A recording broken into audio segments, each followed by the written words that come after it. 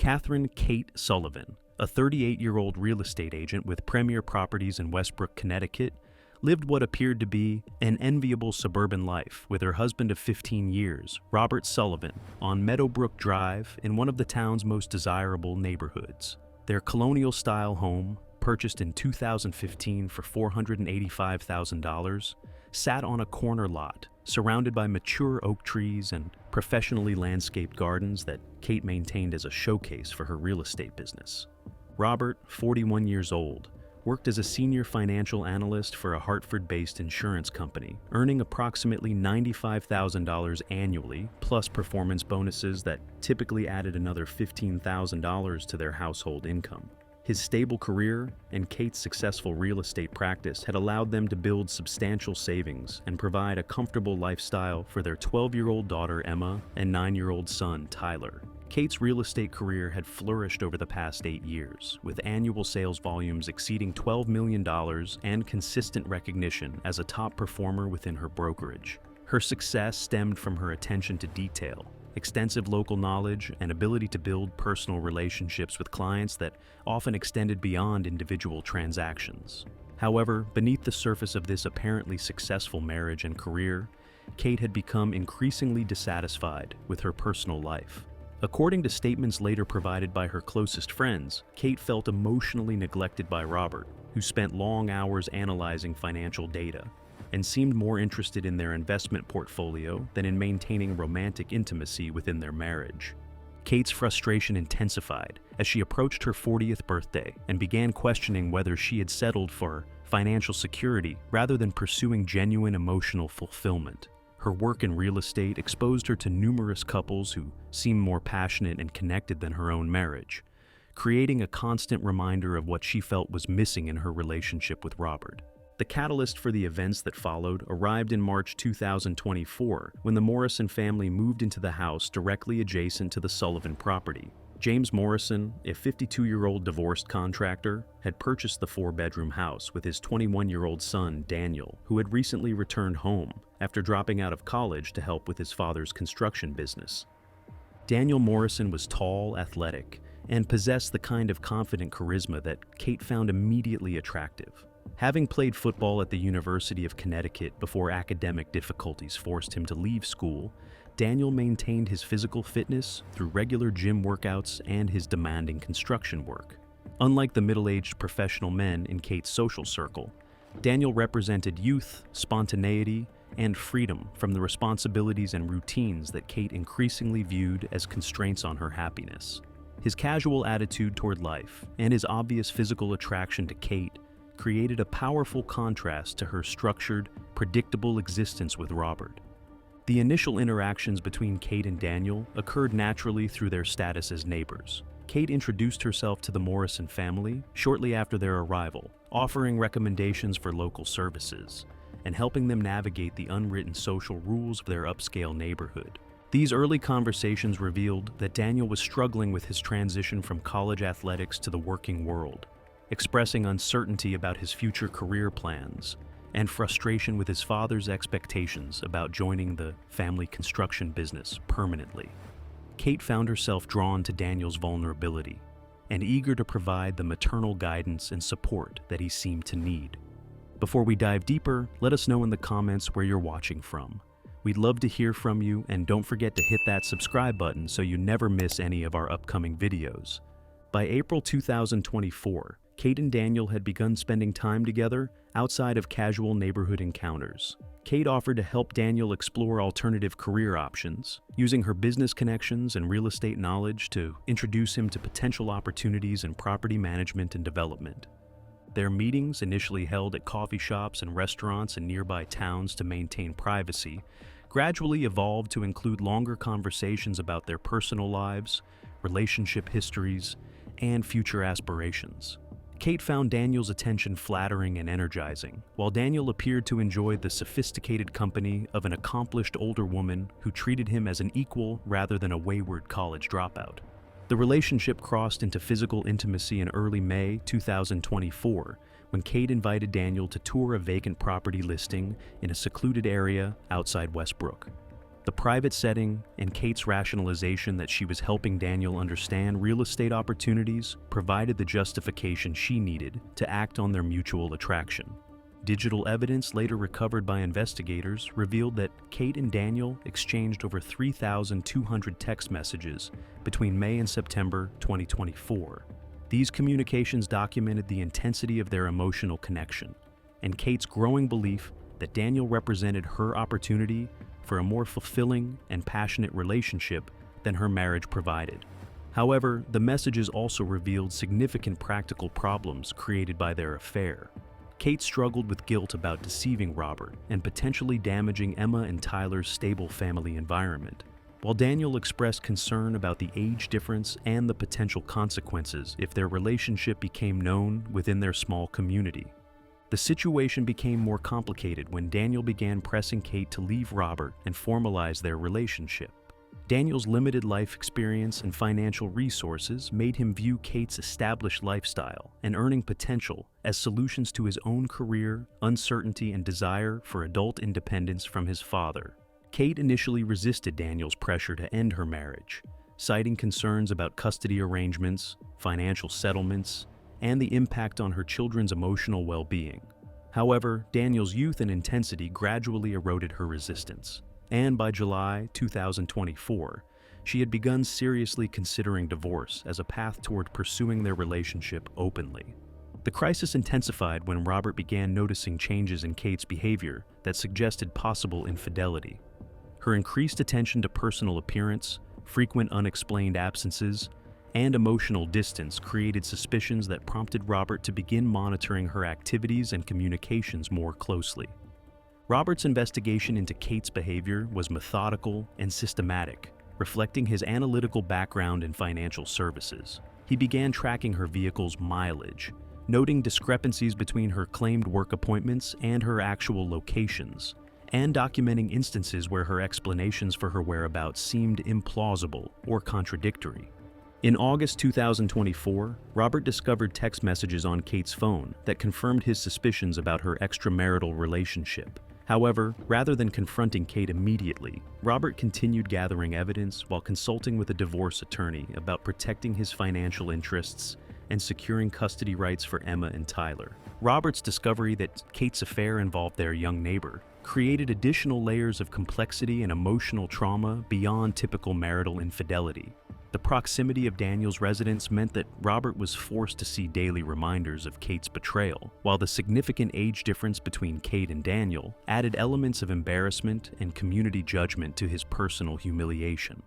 The situation reached a critical point in early September 2024 when Robert informed Kate that he had evidence of her affair and intended to file for divorce while seeking primary custody of their children.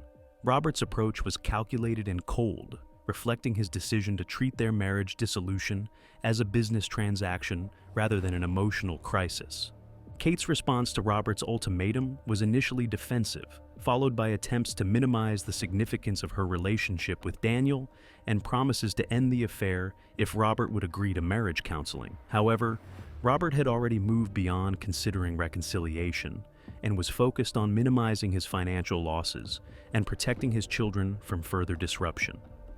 The divorce proceedings began in mid-September 2024, with Robert's attorney filing papers that included detailed documentation of Kate's extramarital relationship and allegations that her behavior demonstrated unfitness for primary custody of Emma and Tyler. The legal strategy was designed to pressure Kate into accepting unfavorable financial terms in exchange for shared custody arrangements.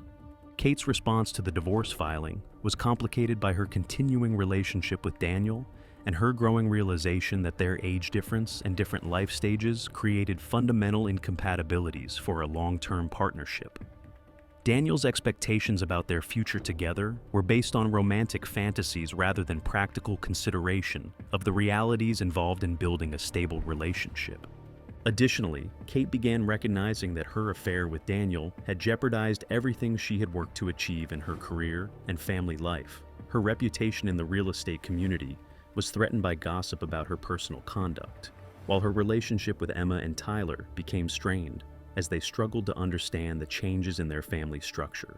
The mounting pressure from multiple directions led Kate to consider increasingly desperate measures to resolve her situation.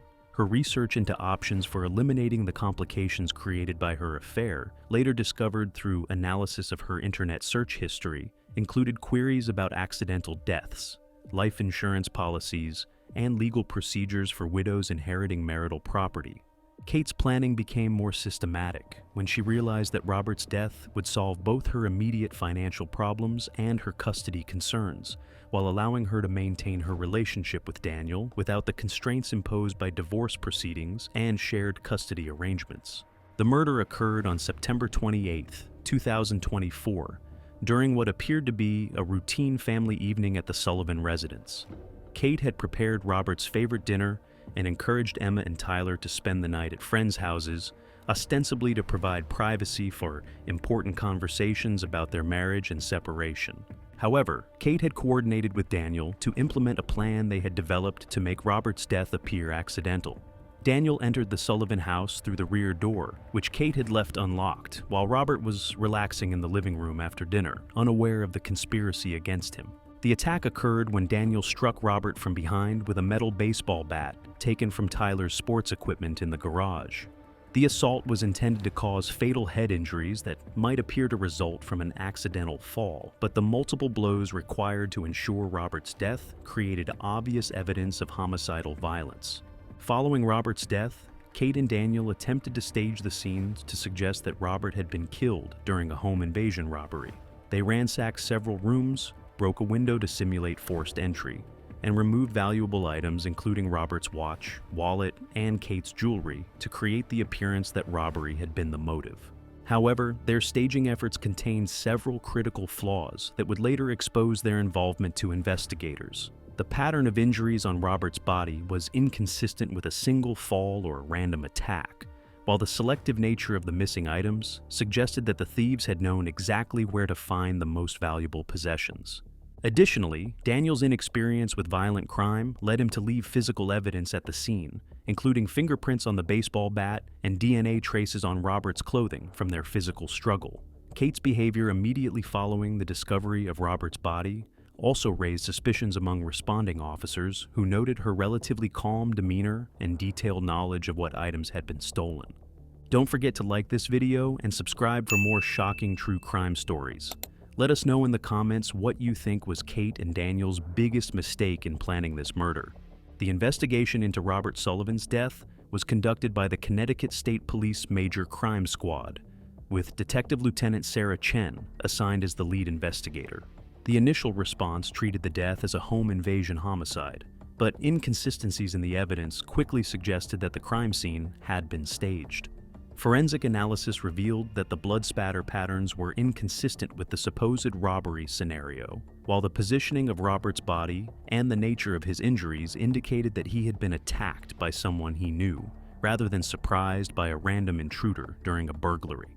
The investigation expanded when Detective Chen learned about the Sullivans' pending divorce and Kate's extramarital relationship with Daniel Morrison. The timing of Robert's death, occurring just weeks after divorce proceedings had been initiated, provided clear motive for Kate to benefit from his elimination, rather than proceeding through costly and contentious legal proceedings.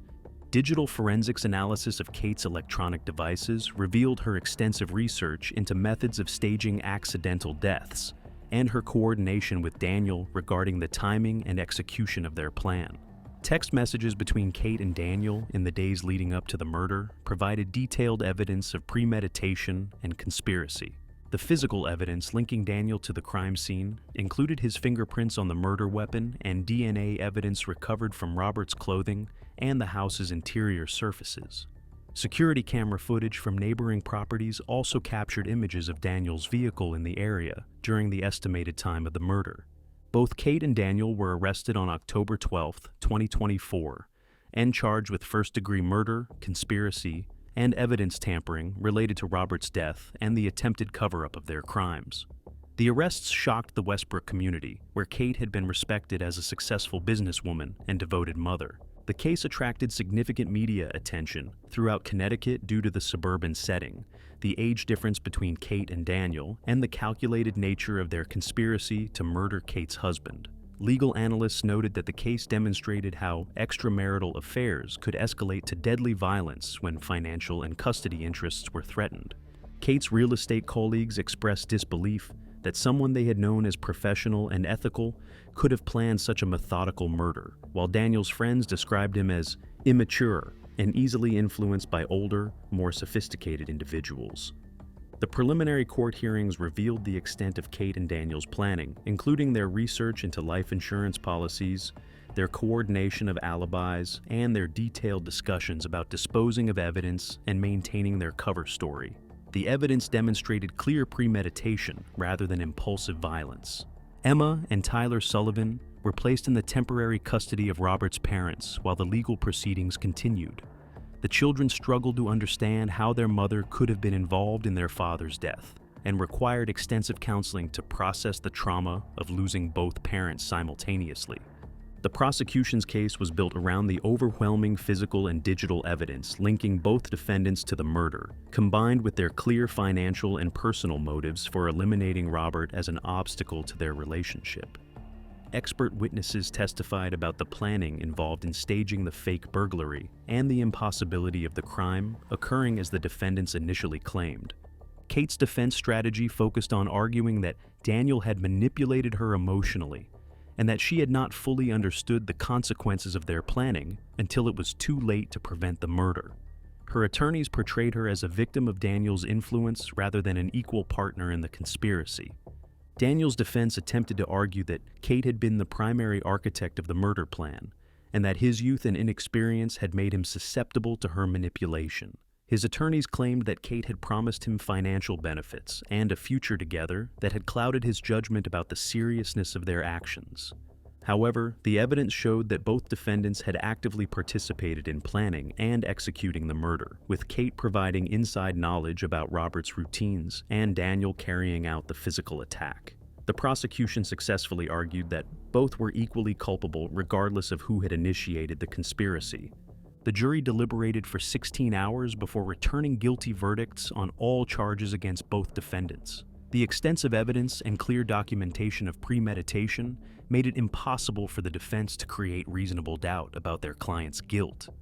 Kate Sullivan was sentenced to life imprisonment without possibility of parole for the first-degree murder conviction, plus additional consecutive sentences for conspiracy and evidence tampering. Her earliest possible release date would be after serving a minimum of 60 years, effectively ensuring she would die in prison.